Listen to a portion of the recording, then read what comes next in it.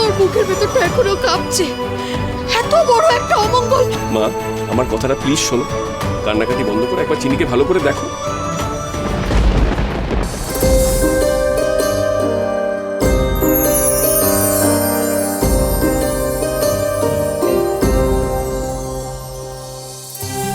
সিঁদুর? হ্যাঁ, লগ্ন শেষ হওয়ার আগে আমি চিনি সিঁথিতে সিঁদুর পরিয়ে দিয়েছি।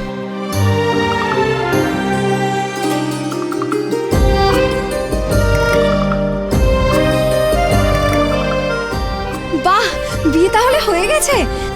হ্যাঁ সত্যি, সত্যি তোদের বিয়ে হয়ে গেছে? হ্যাঁ, মাসিমার জন্যই বিয়েটা হয়েছে। যাক, ভালোই হয়েছে।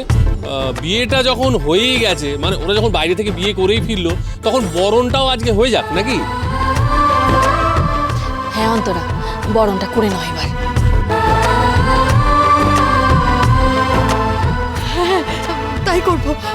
দিদি, তুমি একটু আমার সাথে চলো না, বরণ ডালাটা গুছিয়ে আনি। চলো। এই শিল্পী, মৌলি, তখন তোরা দৌড় ধরতে পারিসনি তো? এখন যা, দ্রোণকে আটকে মোটা টাকা আদায় করেছে। হ্যাঁ ছোটকা, ঠিক বলেছো একদম। এই হ্যাঁ দাঁড়া।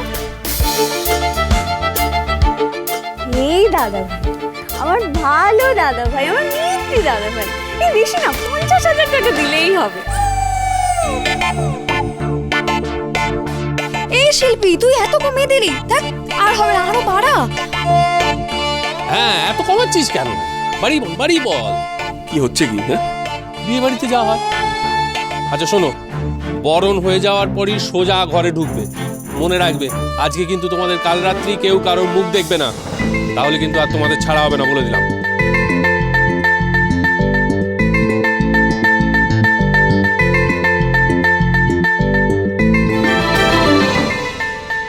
বাবা তাহলে এলো না?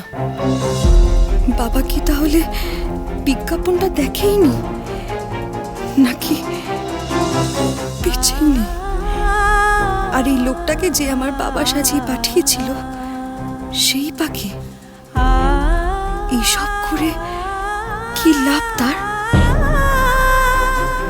সেই মহিলাই আমার বাবাকে আটকে রাখেনি তো? না, এই মহিলাকে ছাড়লে চলবে না। যে করেই হোক এই মহিলাকে ধরার জন্য ভাত পাততেই হবে। কিন্তু কে সে?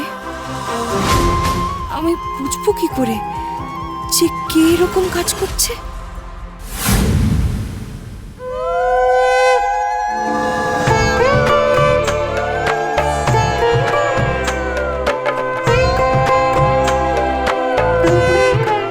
চিনি সোম থেকে রবি প্রতিদিন রাত 10:30টায় স্টার জলসায় ও ডিজনি প্লাস হটস্টারে।